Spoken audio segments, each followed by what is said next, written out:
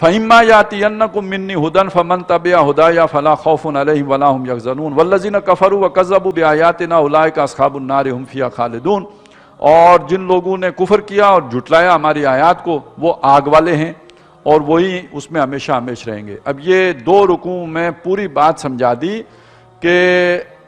مسئلہ کیا تھا۔ وہ جنت میں آزمائش ہوئی، یہاں سے ایک جھگڑا شروع ہوا،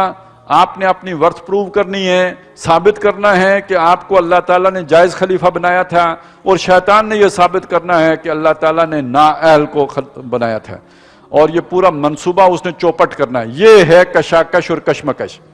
اور اس میں انسانوں کی مدد کے لیے اللہ تعالیٰ نبی بھیجتا ہے، ان کو اپنا پیغام دیتا ہے، اور وہ پیغام جو ہے وہ انسانوں تک پہنچتا ہے، اور وہ پھر سہارا بنتا ہے، وہ پیغام ان انسانوں کو سیدھی راہ پر چلانے کا ذریعہ بنتا ہے، اور اللہ سے جوڑنے کا ذریعہ بنتا ہے، اور ان کے سارے معاملات کو ٹھیک کرنے کا ذریعہ بنتا ہے۔ جو اس سے جڑ گئے وہ نجات پائیں گے، جو اس سے کٹ گئے والذین کفروا وکذبوا بآیاتنا وہ ہوں گے جو دوزخ میں جائیں گے۔ یہ لب لباب آ گئے۔